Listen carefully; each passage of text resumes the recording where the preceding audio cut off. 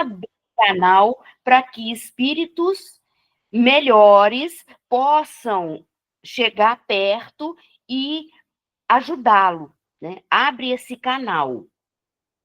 Jesus orava pelas ovelhas desgarradas, mostrando-vos desse modo que culpados vos tornaríeis se não fizesseis o mesmo pelos que mais necessitam das vossas preces.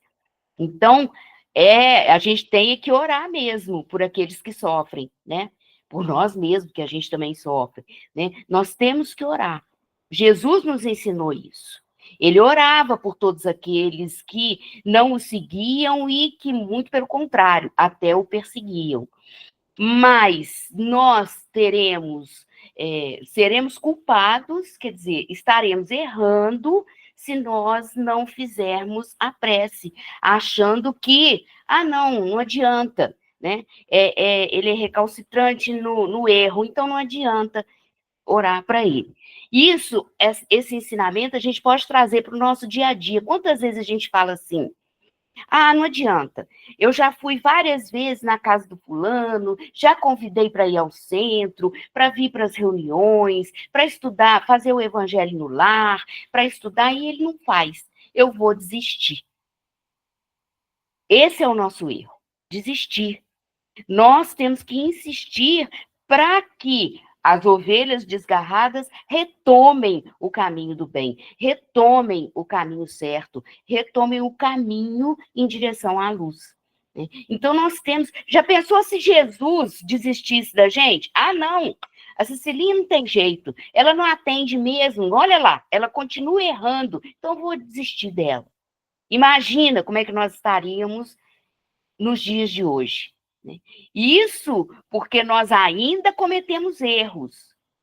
Nós ainda somos espíritos em aprendizado e com muita dificuldade nesse aprendizado.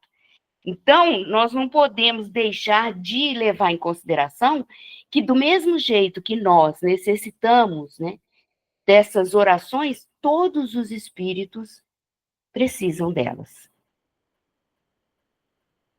Alguma consideração? Eu não estou vendo vocês não, tá, gente?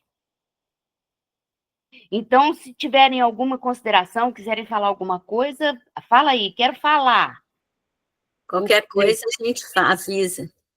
Porque eu não estou vendo só um pedaço. A pessoa pedaço. pode falar também. A Alessi, ó, Alessi quer falar. Cecilinha, eu me lembrei aqui de Santa Mônica, né, pelo Santo Agostinho, né?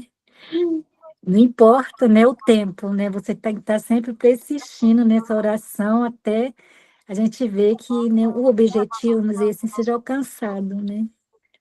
Porque me parece que foi mais de 30 anos que ela orou pelo filho dela, né? Sim. E olha só, né? E você imagina, eu dou sempre o exemplo de Jesus, porque ele é o nosso modelo e guia mesmo, né? Nós perseguimos, a gente maltratou, a gente debochou, a gente ridicularizou, né? E matamos, que nós colocamos ele na cruz de uma maneira vil. E ele, o que ele faz? Ele continua nos dando a oportunidade e seguindo junto conosco. Então, ele é o maior exemplo de que não devia ter nem essa pergunta, na verdade, né? Porque se a gente fosse levar em consideração o exemplo que Jesus nos deu, nós chegaríamos à conclusão de que não é possível a gente esquecer de orar por aqueles que a gente acha que ainda estão necessitando de uma orientação maior, que somos nós, né? 665. Que se deve pensar da opinião dos que rejeitam a prece em favor dos mortos, por não se achar prescrita no Evangelho?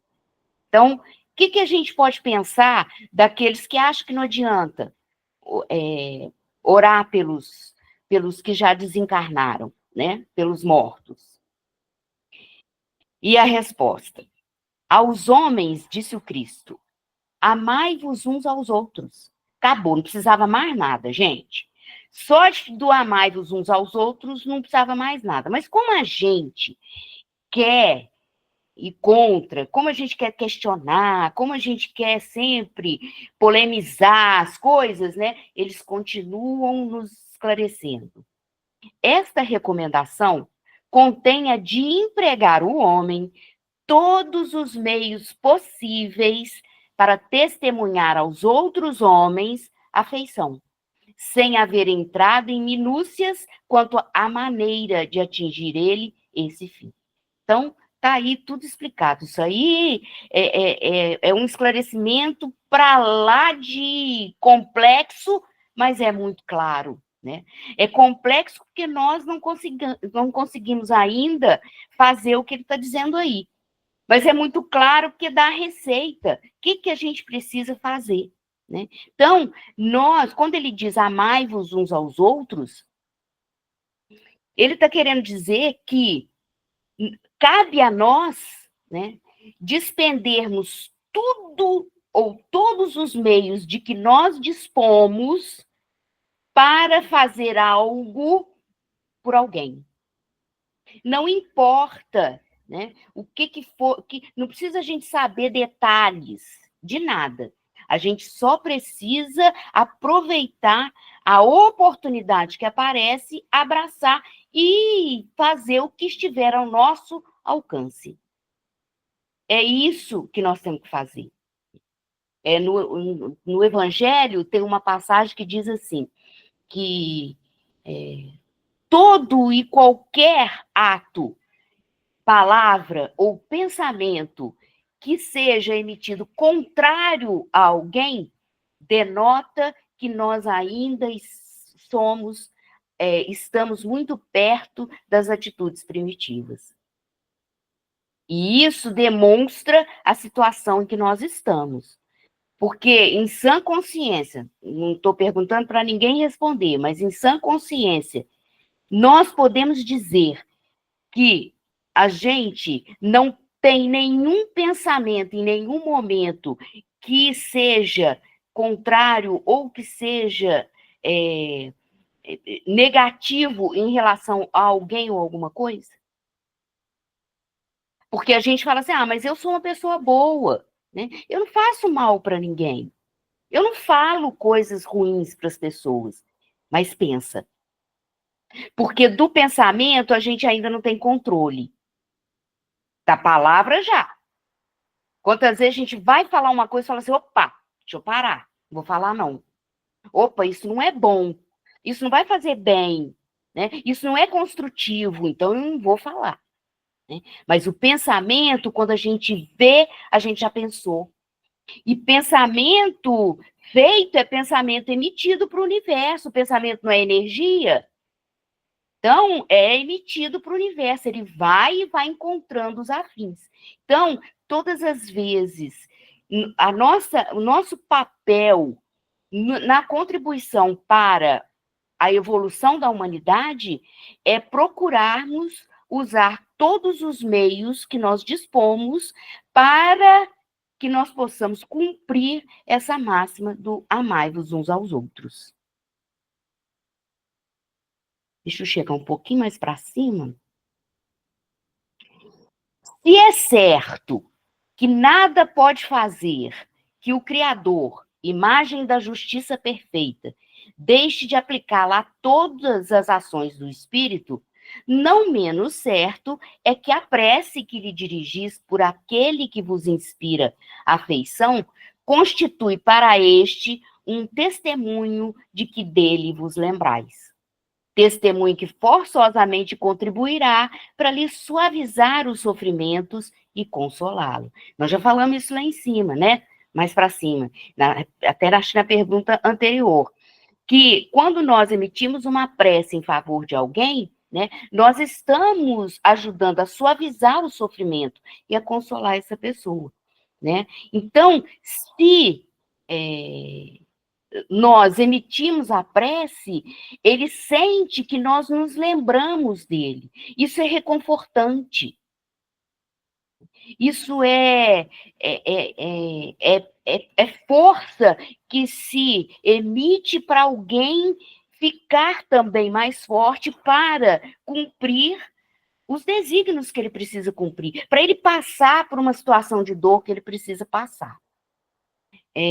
No livro Nosso Lar, quando o André já foi resgatado do umbral, já está lá no nosso lar, no aprendizado e tudo, que ele está tomando consciência de todas as coisas que ele desconhecia e que ele começa a ficar maravilhado com aquilo tudo, ele vai num departamento onde chegavam as preces, né? Que chegavam, não, ficavam arquivadas, vamos dizer assim. A palavra não é muito essa, não, mas é mais ou menos essa ideia. As preces daqueles encarnados que emitiam a prece para aqueles que já tinham desencarnado.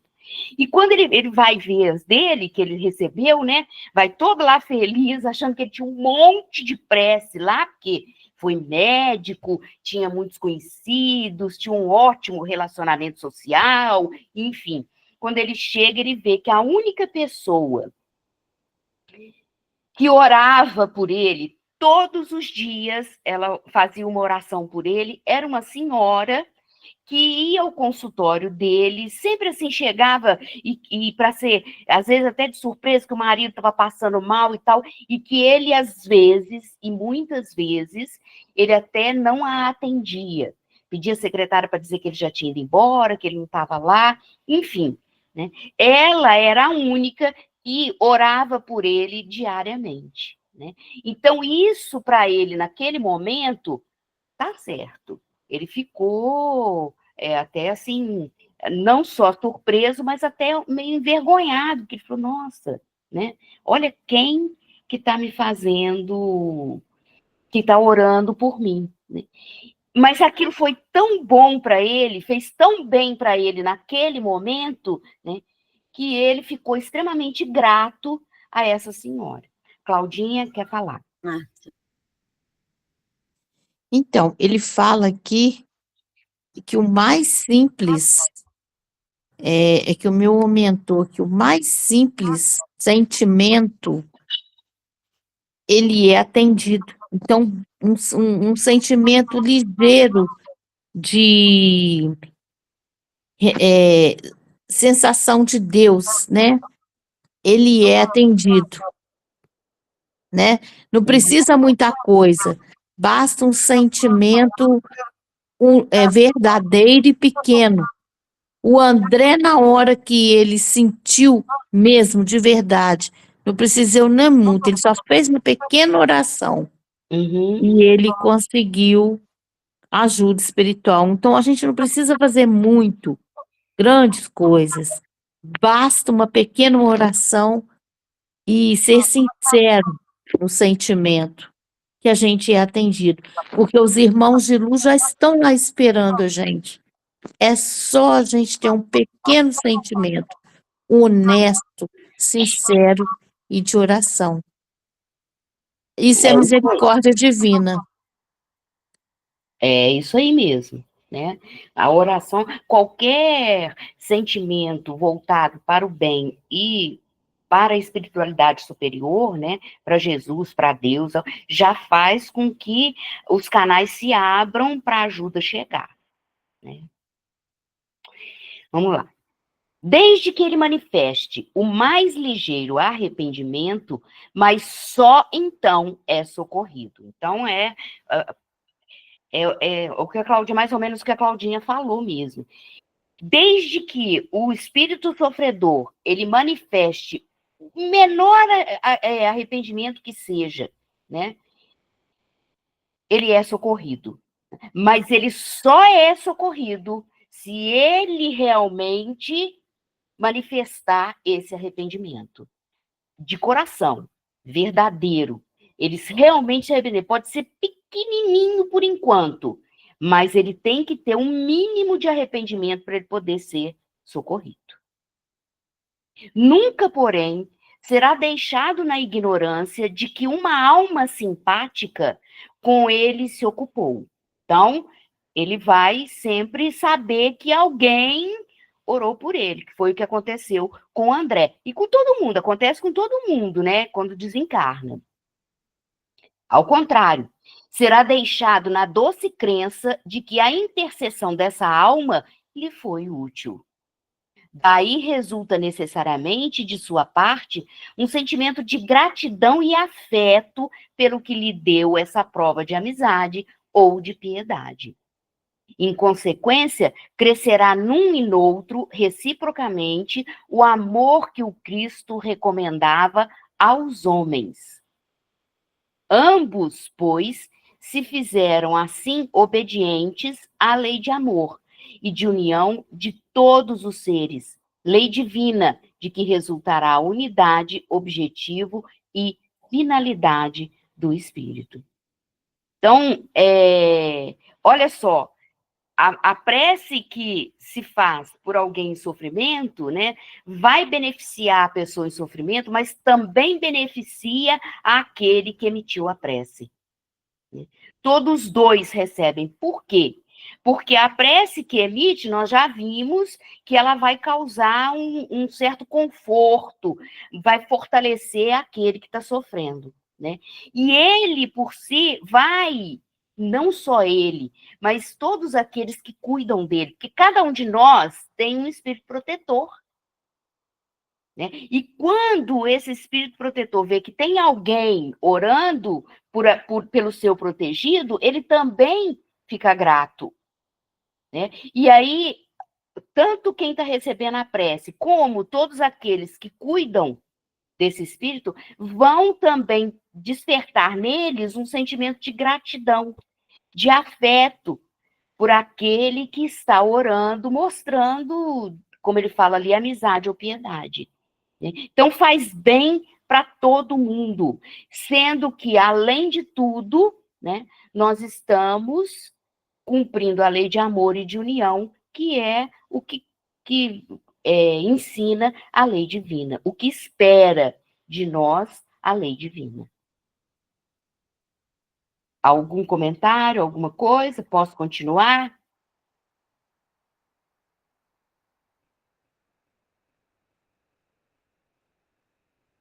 Posso, gente? Posso, né?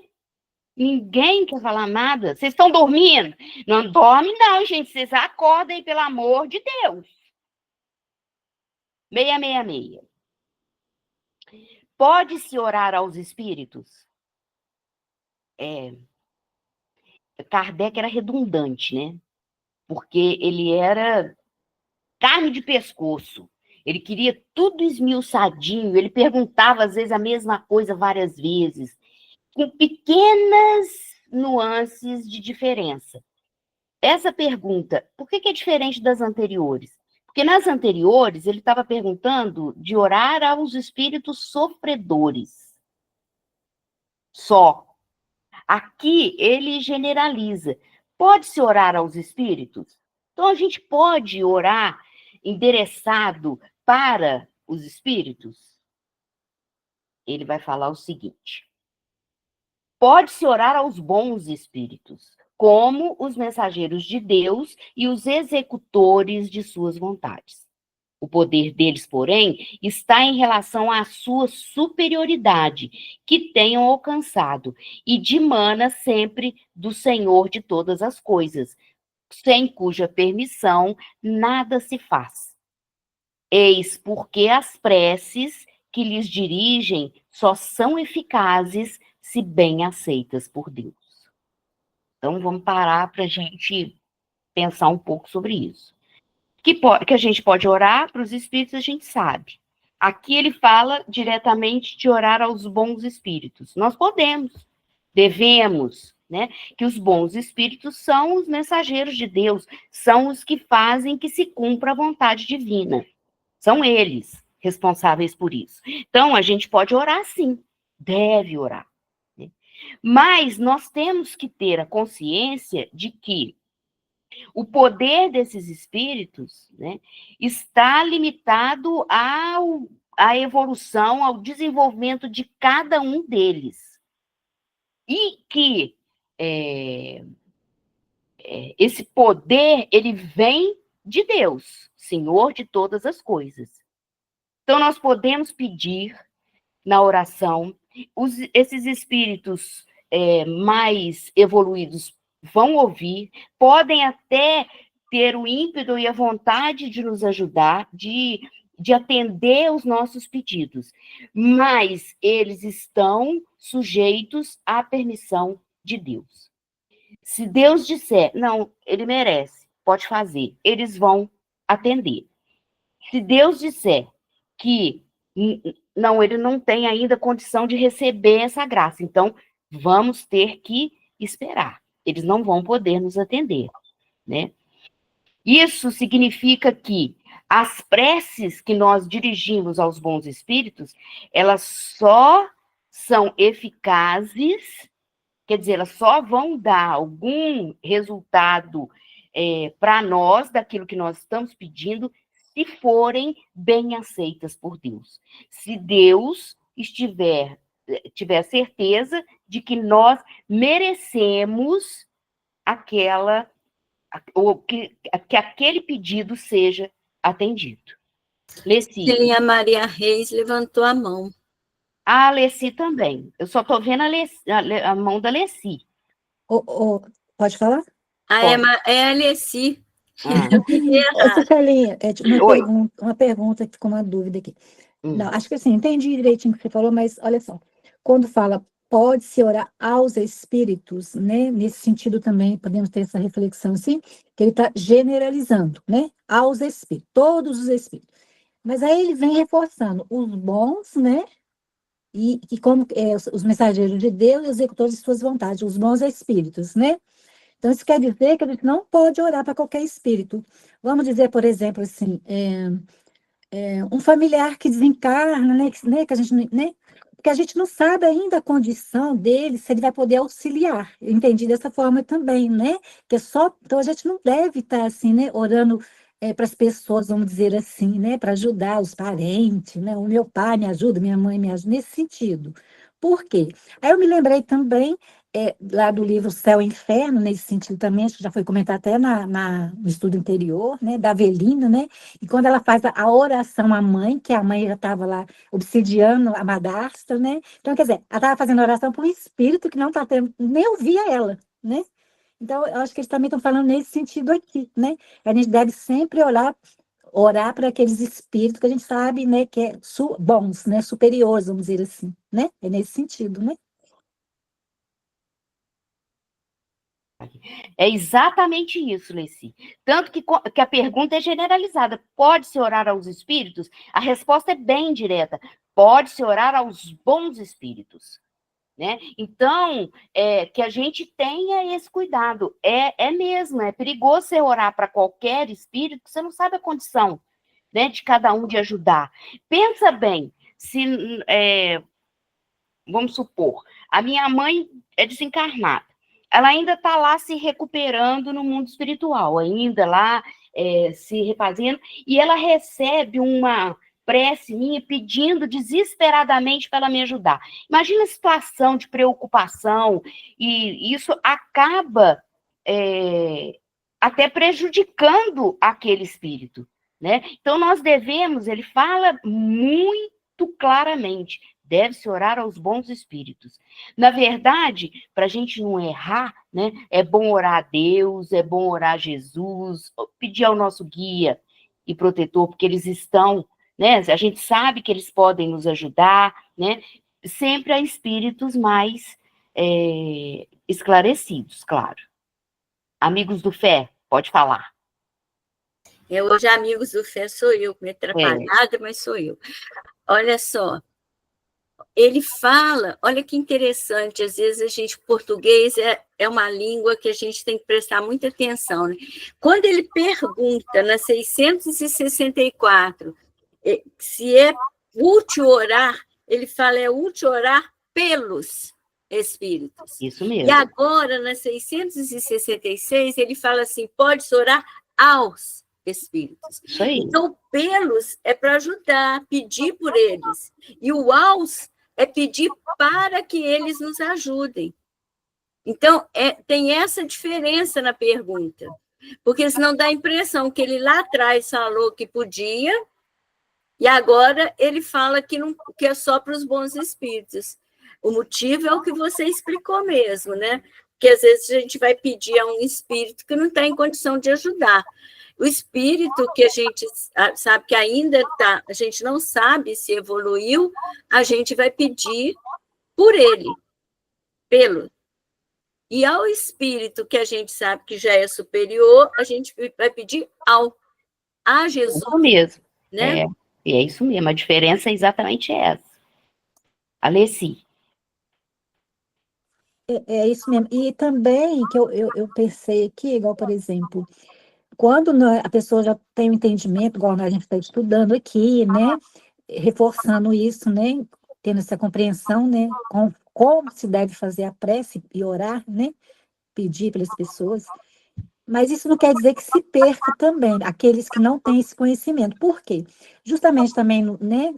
Quando a Eveline ora, que vai para a mãe, né? Que a mãe não consegue orar, mas aí a prece daquela pessoa que foi feita com tanto fervor, com tanto amor, ela ultrapassou as barreiras, né? Fala lá no espírito, né? Da crosta, e foi direto no espírito superior, entendeu? Porque, assim, nada se perde, né?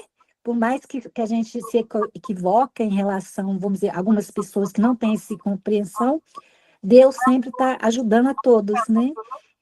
Ela não teve a condição de fazer, né? Fez, igual você falou, o que acontece?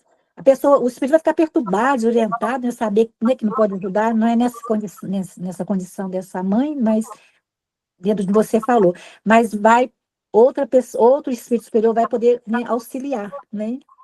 É o que está no livro, né? A senhora não pôde ajudar, mas veio uma mentora lá espiritual, né? Veio fazer o trabalho dela ainda, que não tinha condição, né, de ajudar a filha. Então, tá sempre assim, a gente está sempre sendo, né, auxiliado, né? Não importa, assim, a forma, e a gente que entende, a gente tem que tentar aliviar um pouco, né, para esses espíritos que ainda não têm condições de ajudar, né? Eu acho que é isso, não sei. É isso mesmo, né? Não se perde mesmo, não. Nada se perde, né? Imagina se vai se perder uma prece. E principalmente, né? Uma prece onde que pode ser atendida, né? Aí não se perde mesmo. E Deus é tão misericordioso, né? Ele é tão bom conosco que ele nos deu um espírito protetor que fica, que toma conta da gente o tempo todo. Né? Então, tudo que a gente pensa, tudo que a gente pede, isso é elevado, eles dão um jeito de tudo isso chegar onde deve chegar. Né? E se eu sou merecedora daquilo que eu estou pedindo, com certeza essa prece vai chegar no lugar certo e vai ser atendida. Né? É que depois que a gente já tem esse entendimento, né, a gente já sabe que a gente não vai canalizar a prece para aqueles que realmente podem nos ajudar. Mais alguém? Então vou eu.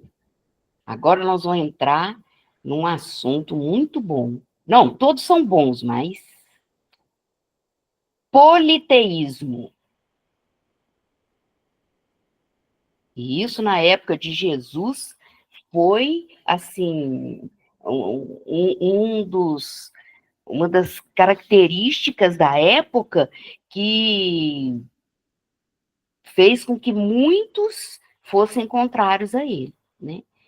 E aos judeus, porque eram os únicos que tinham um Deus único, pregavam, né, a crença num Deus único.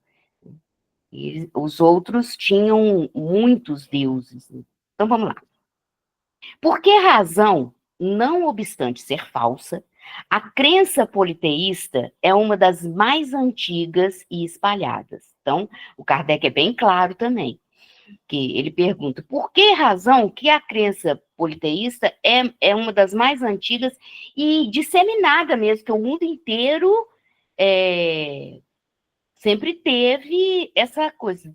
Os hindus são vários deuses, enfim, né? Embora ela seja falsa, diz o André, diz o Kardec, embora ela seja falsa. Por que ela é tão disseminada assim? A concepção de um Deus único não poderia existir no homem senão como resultado do desenvolvimento das suas ideias. Incapaz pela sua ignorância de conceber um ser imaterial sem forma determinada, atuando sobre a matéria, conferiu-lhe o homem atributos da natureza corpórea, isto é, uma forma e um aspecto, e desde então, tudo o que parecia ultrapassar os limites da inteligência comum era para ele uma divindade. Então, nós só conseguimos, aqui ele está bem claro de falar da nossa inteligência. Nós só conseguimos acreditar naquilo que a nossa inteligência compreende. E nós sabemos que nós ainda estamos no desenvolvimento dessa inteligência. Né? E para nós ainda, ou para o homem, a nossa inteligência ainda só concebe algo que seja material. Tem que ter uma forma. Até Deus, que nós que somos monoteístas, acreditamos num Deus só, né? A gente precisa dar uma forma corpórea a ele, né? Muitos pensam aquele velhinho, que não sei o quê, enfim, a gente tem que dar uma forma humana para ele, mesmo sabendo que ele não tem essa forma humana.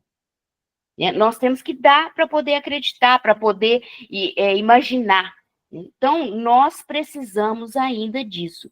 E, para tudo que ultrapassava a nossa compreensão, a gente dava o nome de divindade, né? E uma forma corpórea a cada um deles.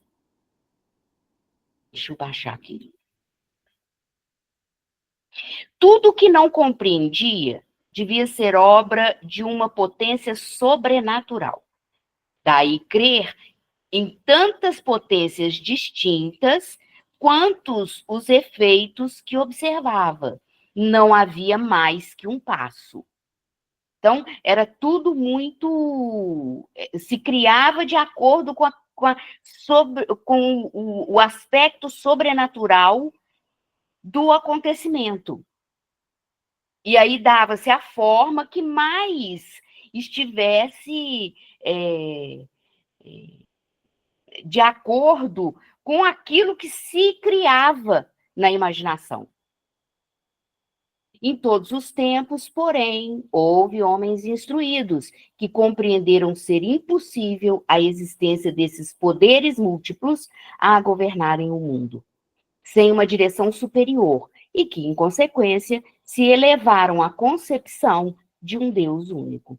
Então, rapidamente, ou em todas as eras, existiam homens que tinham uma percepção mais evoluída, que percebiam que o mundo ele acontecia e que não podia ter um monte de gente governando isso, que tinha que ter uma força única, uma direção superior que fazia com que tudo ocorresse de uma forma encadeada, de uma forma um completando o outro, né? E que alguém tinha que ser responsável por isso. Que isso não podia acontecer a esmo, ou um cuida de uma coisa, o outro cuida de outra, ou um faz de um jeito, outro faz do outro.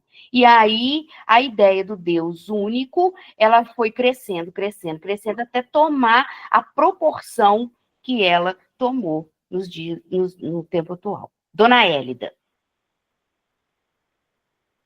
O microfone.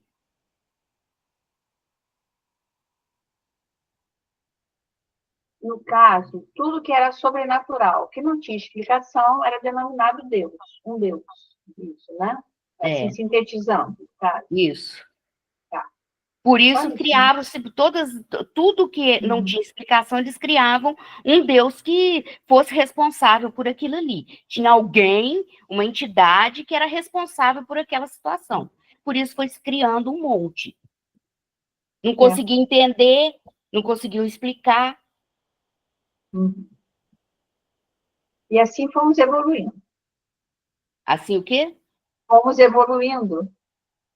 Aí, assim fomos evoluindo, fomos recebendo os esclarecimentos e conseguindo entender esses esclarecimentos, né? Óbvio, a mediunidade, ainda existem pessoas que consideram um fenômeno, né? E ela não é um fenômeno. Uhum. Né? Ela é algo natural, e já explicado cientificamente no mundo atual. Né? Nós temos estudos científicos que comprovam a existência da mediunidade, essa condição, essa capacidade de intercâmbio entre os encarnados e os desencarnados. A gente não precisa criar um Deus para explicar a mediunidade, o Deus da mediunidade. Obrigada. Claudinha. Então, pelo que eu vi aqui, em todos os tempos teve homens instruídos em que vieram dizer vários deuses, né? Primeiro, tudo tem seu tempo. Esse foi o tempo em que havia necessidade de trazer vários deuses, a ideia de vários deuses. Mas, pelo que eu vi aqui, em todos os tempos, houve homens instruídos que compreenderam ser impossível a existência desses múltiplos e governarem um mundo. Então, sempre teve em toda a humanidade alguém que sabia, ou alguns que sabiam que existia um único Deus. Sim. Apesar da maioria defender os vários deuses, em toda a época da humanidade, teve alguns ou algum que sabia, que trouxe aquele germenzinho de que existe um único Deus, sem uma direção superior e com consequências se elevaram à concepção de um único Deus. Então, apesar da humanidade ter trazido lá atrás a ideia de vários deuses, sempre vem, vamos dizer assim, um espírito trazendo a ideia de um único Deus. Tá dando para entender isso? Esse pensamento? Perfeitamente. Né? Então, isso eu achei mesmo. interessante, porque apesar da humanidade de trazer ideias de cultuar bezerro de ouro, cultuar isso, cultuar aquilo, tem sempre aquele que fala, não, tem um Deus só, é um único Deus. E esses eram perseguidos, foram perseguidos, né? Isso. Muito perseguidos. Alguns foram assassinados por defender a ideia de um único Deus, né? Então, vamos lá. Pergunta 668. Tendo-se produzido em todos os tempos e sendo conhecidos desde as primeiras idades do mundo, não haverão os fenômenos espíritas contribuído para a difusão da crença na pluralidade dos deuses?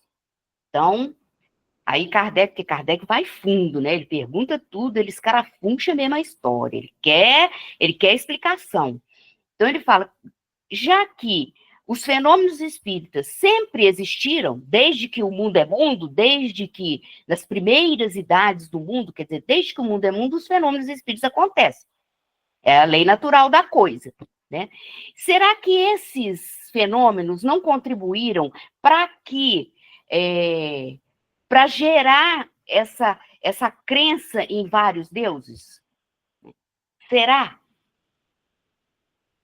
Aí eles respondem o seguinte: sem dúvida, porquanto, chamando Deus a tudo o que era sobre-humano, os homens tinham por deuses os espíritos.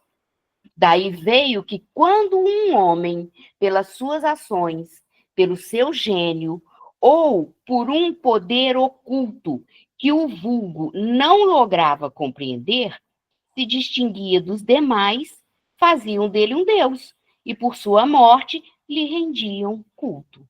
Então, É verdade, né? Contribuiu sim, porque nós vimos na resposta anterior que eles falam assim, tudo que era fenômeno considerado uma coisa sobrenatural, eles atribuíam um Deus responsável por aquele acontecimento. Então, os fenômenos espíritas, né, que aconteciam normalmente, porque sempre existiram, é a lei natural, né, faziam com que eles atribuíssem um Deus responsável por aquele acontecimento. E aí, quando... e eles rendiam culto a esse Deus mesmo, ao responsável por esse acontecimento, né? Assim surgiram os deuses hindus, do Oriente, do Egito, da Grécia, enfim. E, mais tarde, né, os santos do catolicismo, que eram figuras que se destacaram mesmo, né, na religião, na história do mundo mesmo, e que faziam lá os chamados milagres, né, que eram nada mais do que manifestações espíritas, né, e que foram santificados, são santificados até hoje, e quantos são devotos e rendem culto a esses santos católicos, né? Daí que surgiu isso tudo. Tudo bem, gente? Alguém quer falar? Não? Então vamos lá. A Célia. Então, Cilinha, os santos são espíritos que fizeram caridade, que se destacaram no trabalho do bem. Então, são espíritos, por isso que as pessoas pedem a eles, né, ajuda. E não tem problema nenhum pedir. Nós não vimos anteriormente que a gente pode orar e pedir aos espíritos mais evoluídos? Os santos da Igreja Católica são espíritos evoluídos. Então, nós temos... É crível pedir a eles, sim, né? Aí vem uma explicação, ó. A palavra Deus, vê que o tempo todo que ele fala de Deus, na resposta também ele fala em Deus com letra minúscula. A palavra Deus tinha entre os antigos acepção muito ampla. Não indicava, como presentemente, uma personificação do Senhor da natureza. Então, hoje nós usamos a palavra Deus para falar de Deus mesmo, Deus, né? A força maior, né? O Senhor da natureza, como ele chama ali, né? Criador de tudo.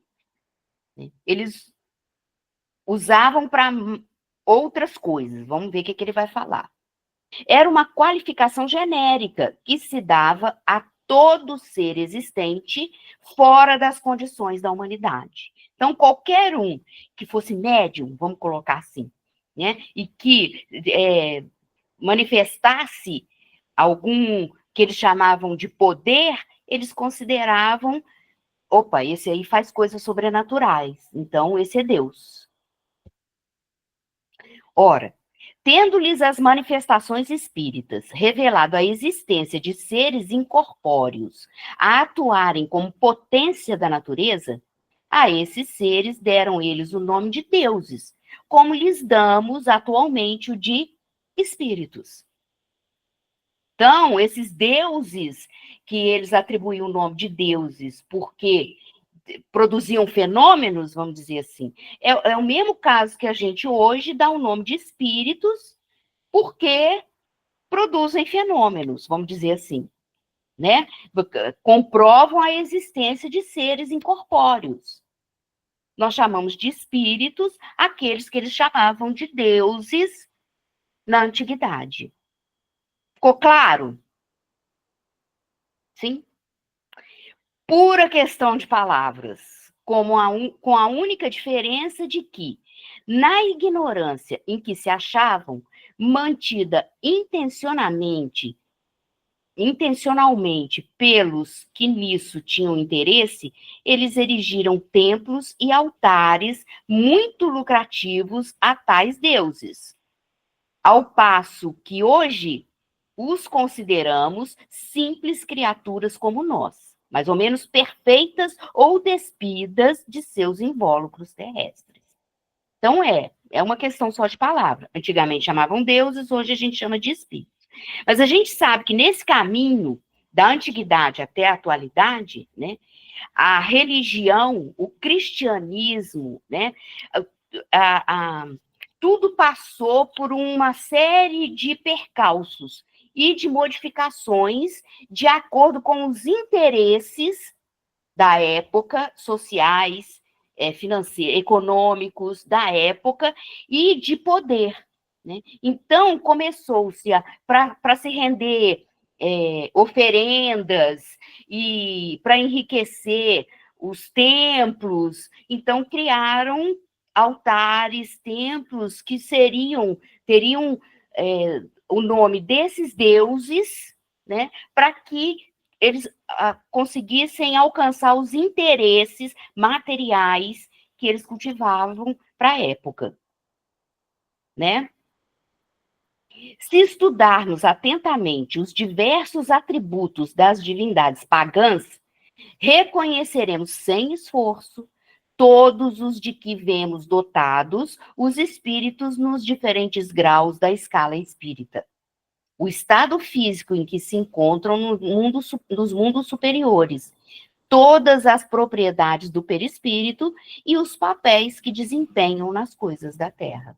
Então, esses deuses, se nós formos estudar atentamente, que muita gente fez isso, e são estudados até hoje, né, nós vamos achar todos os atributos que o espírito traz, comprovando que é só uma questão semântica. São deuses lá e espíritos aqui. Né? Todas as propriedades dos espíritos evoluídos, esses deuses apresentavam, ou esses espíritos mais evoluídos apresentam em relação àqueles deuses. Tá claro, gente? Eu não vejo vocês.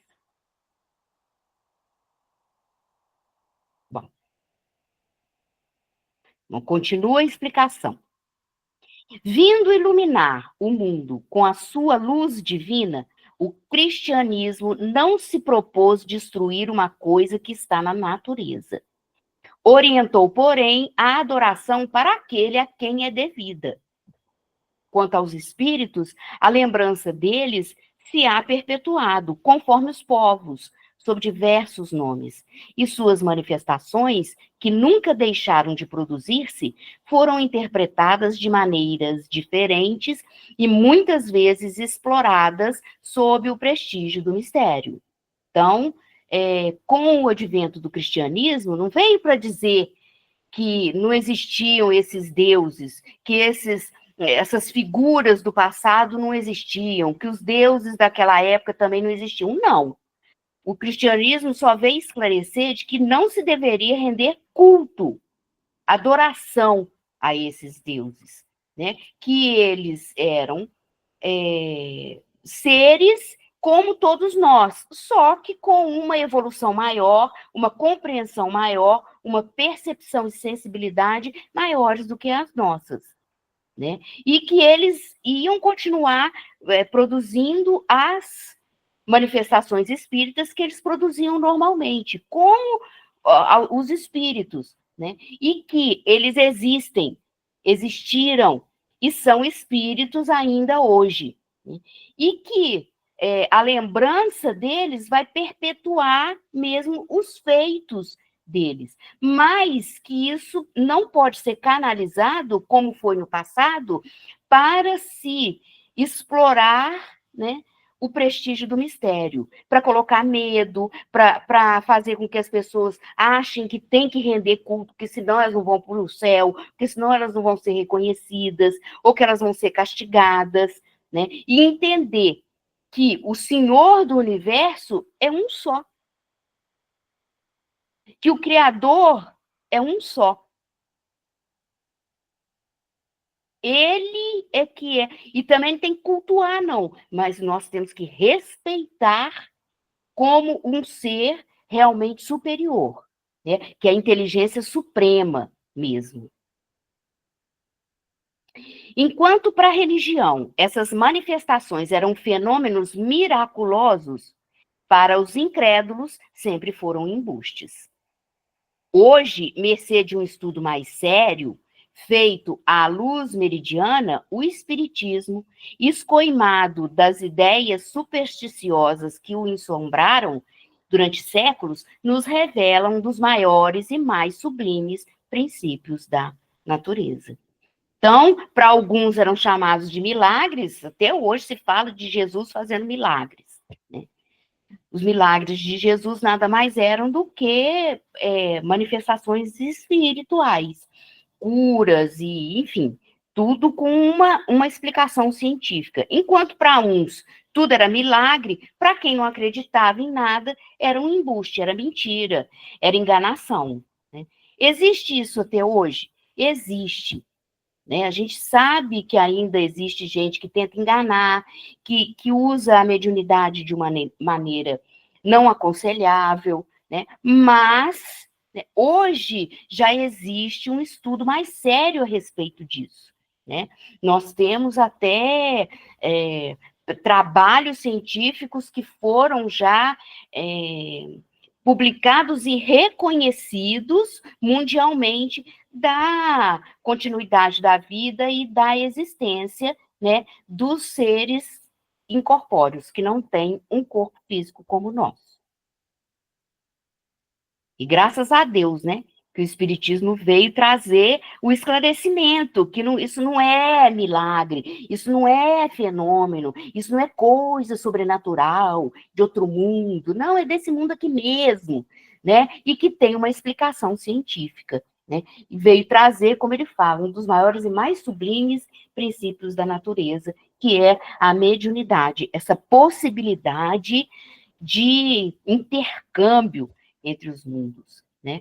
E é tudo uma coisa só, né? Quando a gente fala assim, parece que a gente divide, né? O mundo material, o mundo e o mundo espiritual tá lá. Alguns falam assim, quando desencarna, foi para lá para cima. Não tem isso. É tudo uma coisa só, né? São mundos que estão espalhados pelo universo e que abrigam todos esses seres, como nós, espíritos em evolução. Lê-se.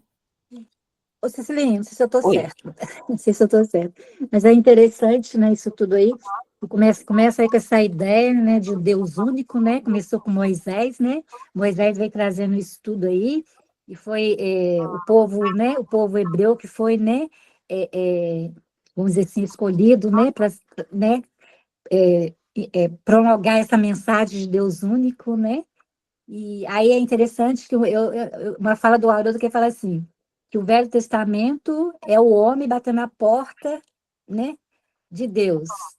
Aí Jesus é a resposta. E o Espiritismo é a explicação de tudo. Bem interessante, né? São 3 revelações, né? A primeira, a segunda e a terceira, todas elas comungando uma com a outra, né? Jesus veio trazer a ideia, né, do Pai, do Deus único também, reforçando, né? Que eles estavam desviados já naquela época. E depois, agora, né? Ele falou que enviaria, né? Para falar para a gente, naquela época não poderia ser dito, né? E o Espiritismo hoje, né, vem trazer para a gente essas explicações de tudo isso, né? Não sei se ficou certo, é isso mesmo? É isso mesmo, né? É isso. Moisés que deu a característica do Deus único mesmo, né? Mas era um Deus ainda punitivo, né? Era um Deus que castigava e tal. Jesus veio desmistificar essa imagem de Deus punitivo, né? Veio mostrar que Deus é bom e justo e que ele só faz e quer o nosso bem, né? Tudo é visando o nosso bem. É um Deus de amor. Isso que Jesus veio esclarecer para nós. E o Espiritismo veio desmistificar essa coisa de milagres, de fenômenos, né? Mostrando que isso tudo é natural e que o que a gente ainda não conseguia entender lá na época de Jesus, hoje nós já temos condição de entender melhor, né? E tem muita coisa na doutrina espírita que nós ainda vamos descobrir mais para frente. À medida que nós vamos ampliando a nossa capacidade perceptiva, né, nós vamos descobrindo dentro da doutrina explicações que nós não conseguimos ainda entender por enquanto.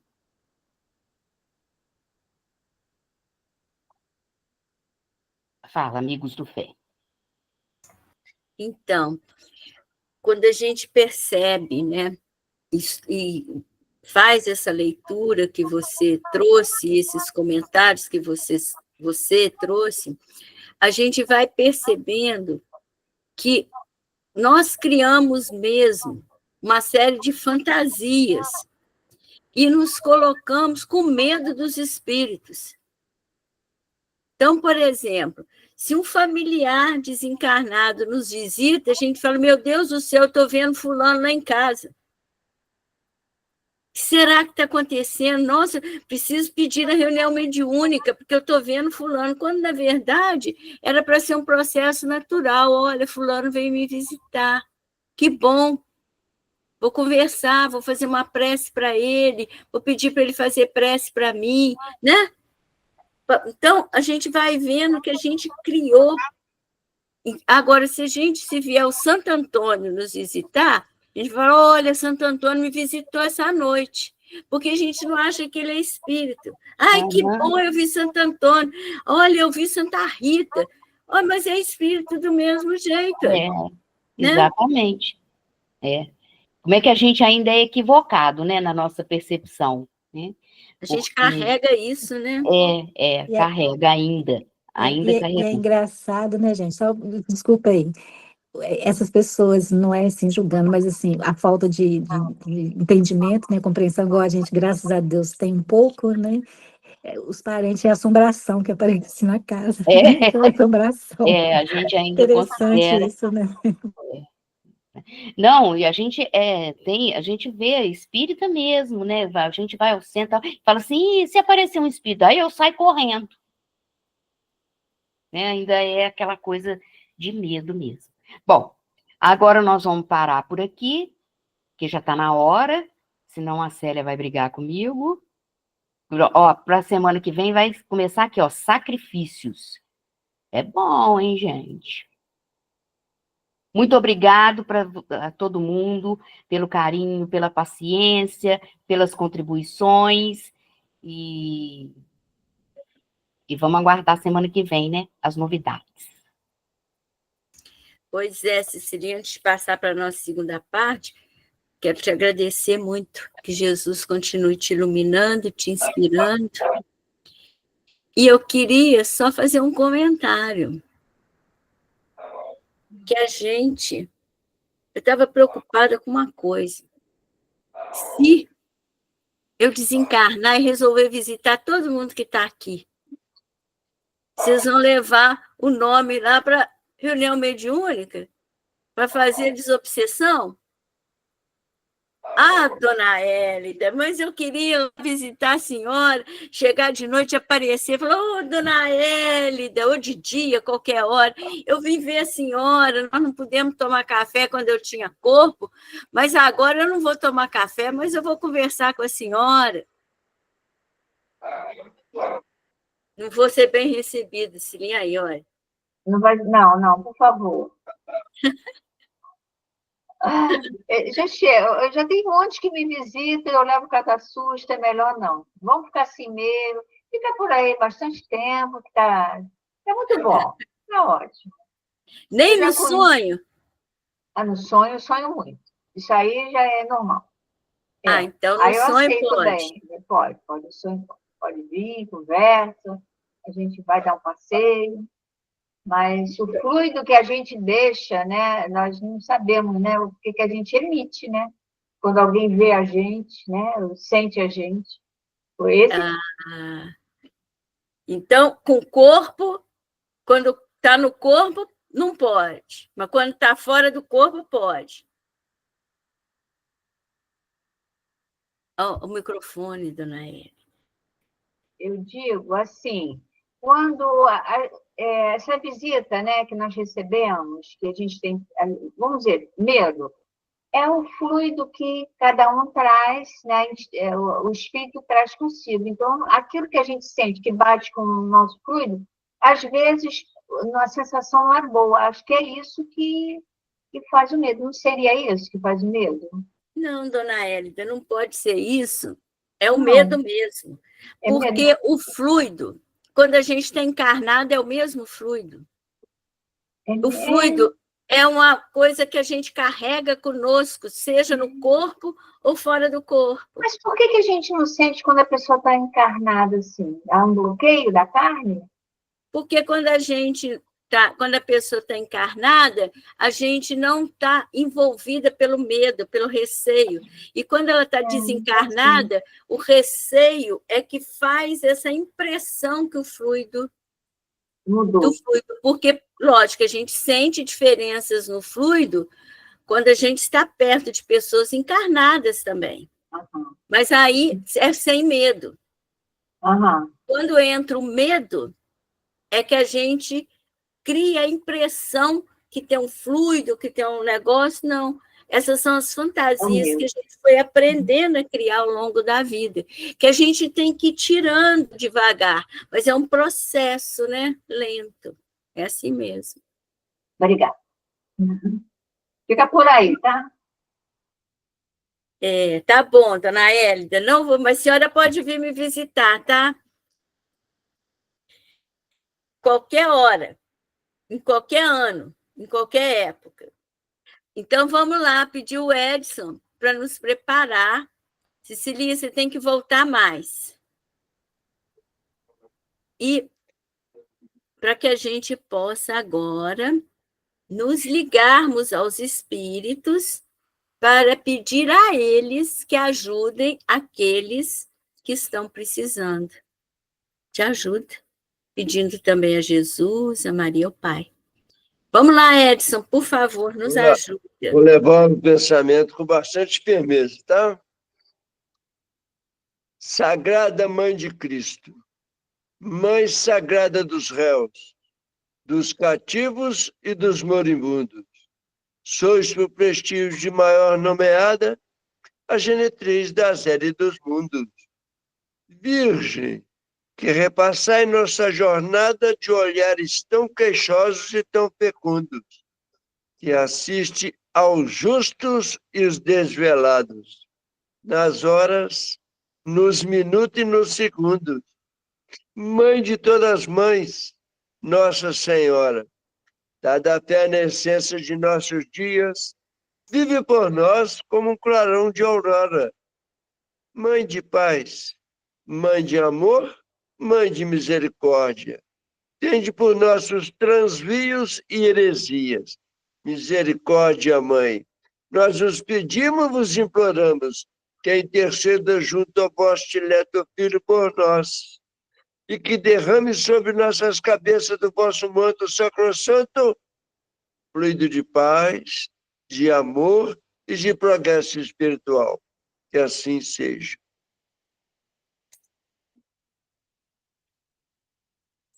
Senhor Jesus,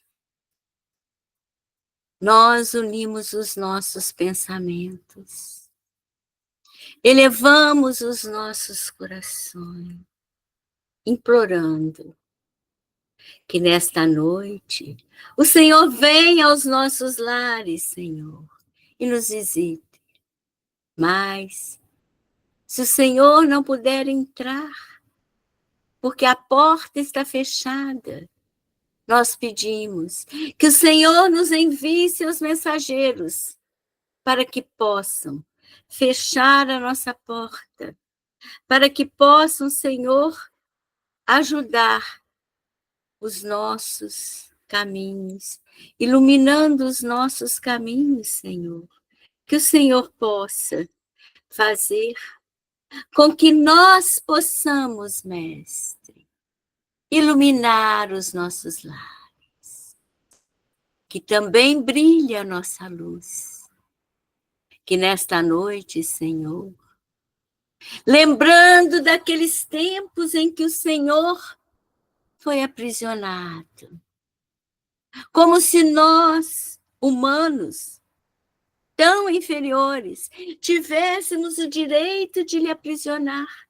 Como se o Senhor pudesse ficar prisioneiro. Espírito grandioso que já era naquela época. Mas o Senhor, em sinal de amor e humildade, deixou que nós, pequeninos que fôssemos, te aprisionássemos. E nesse dia, nessa quinta-feira, em que algumas religiões aqui na Terra celebram a lembrança da sua prisão. Foi nesse dia, Senhor, que nós criamos para nós mesmos séculos de expiação, de dores maiores, dificultando o progresso do planeta, atrasando a tão esperada transição, porque o Senhor veio para iluminar os corações à sua volta, para iluminar o mundo. Mas nós não recebemos a tua luz. Nós não percebemos que o Senhor era a luz e que estava nos deixando a sua luz e tocando os nossos corações para que pudéssemos aprender a nos amar. Mas nem sequer nós conseguimos te amar, Jesus. Passaram-se 2 milênios e um pouco mais. Aqui estamos, novamente vibrando, esperando a tua presença, sem querer te aprisionar. Mas muitos de nós, Senhor, novamente tentamos te transformar num prisioneiro. Prisioneiro dos nossos desejos. Quando voltamos os olhos, os olhares, os pensamentos e oramos a ti, pedindo banalidades, pedindo coisas desnecessárias, te ocupando, Senhor, com nossas infantilidades. Quando não, Senhor, quando dizemos o seu nome em vão, pedimos até que o Senhor prejudique o nosso próximo, achando que estamos fazendo isso em nossa defesa. Ah, Senhor, quanta ignorância!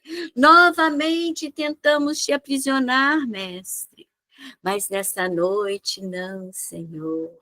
Nesta noite, nós queríamos que se apagasse dos nossos tempos, através dos nossos trabalhos no bem, do nosso amor, do acolhimento, do abraço amigo, da dedicação e da doação ao nosso próximo. Nós queríamos te dizer, Senhor, não queremos te aprisionar de novo. Nós queremos, Senhor, fazer a sua vontade. Nós queremos amar, nós queremos perdoar, nós queremos levantar caídos, nós também queremos curar. Senhor, nos potencialize o sentimento de amor, por favor, Jesus. Senhor, nos ilumine novamente. Coloque em nós essa humildade que o Senhor nos ensinou, para que o orgulho não tome posse de nós mesmos e queiramos novamente te aprisionar. Então, Senhor Jesus, nesse instante, vamos como se tocássemos a sua veste, para que de ti possam sair virtudes, nós